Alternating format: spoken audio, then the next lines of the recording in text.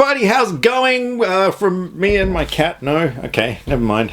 Hey everybody, how's it going? And welcome to my review of It Chapter 2, the sequel to It Chapter 1, obviously. And just before I get stuck into this review, look, if you haven't subscribed to my channel and you like what I do, then by all means, go down there and click the subscribe button, because I recently found out that a lot, and I do mean a lot, of my views come from people who are non-subscribers. So if you like my channel, I am not going to object if you want to go down there and click that subscribe button. So this film is once again directed by Andy Muschietti, and it stars the likes of Jessica Chastain, Bill Hader, James McAvoy, and sees the return of Bill Skarsgård as Pennywise the Clown. So at the end of Chapter 1, the Losers Club, or the kids that were in the film, they made a pact that if ever Pennywise, or the evil spirit force thing that manifests itself as Pennywise, were to come back, then they would come back and defeat it. So 27 years later, well, yeah, the thing's come back, so they've got to do their thing and defeat it. Now, a couple of years ago when the first one came out,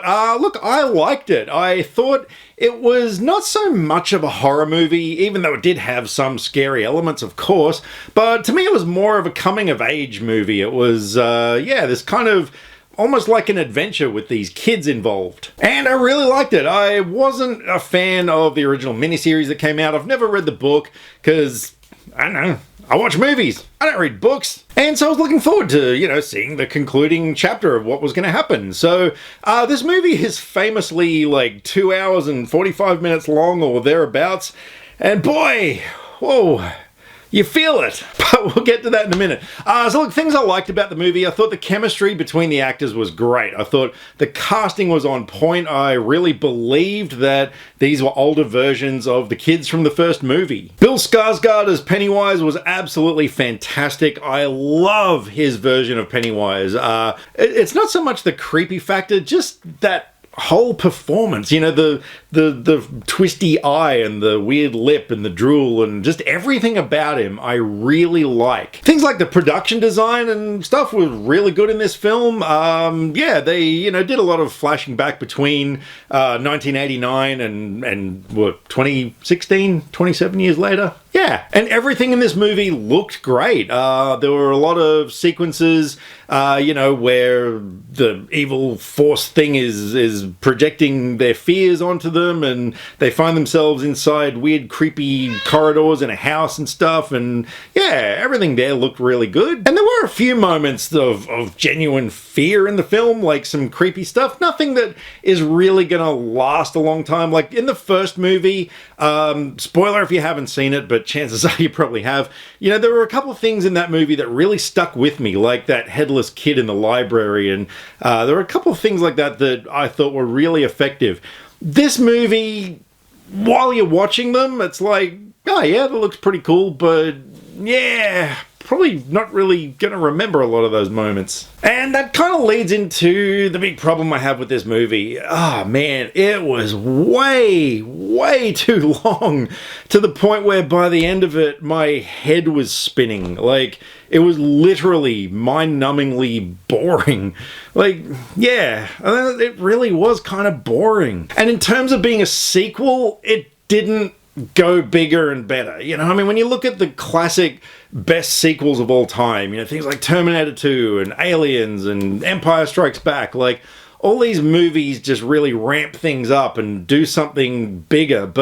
And look, I know this movie was adhering to the story in the book. I get it. I totally know that. So don't fire away in the comments against me. But yeah, it was just kind of, I don't know, more of the same from the first movie, but without the charm of the child actor leads. Like, that was the thing with the first movie. It was this coming of age thing, and the kids were also endearing, and they were a joy to watch. And yeah, this movie, like I said, the chemistry between everyone was good. Bill Hader was funny, although probably a bit too funny. Like, there were just some scenes where I didn't think he needed to be that funny. But effectively, yeah, it's like we know who these characters are, so there was nothing, we couldn't really sort of go anywhere. Like, there was no room for them to develop any more. We did get introduced to the adult versions, of course, at the start to find out who they are, and the beginning of the movie was good. And yeah, a lot of the scenes just went way too long. Like, there was a really big scene, like the character of Mike, who's been staying in Derry for 27 years, like,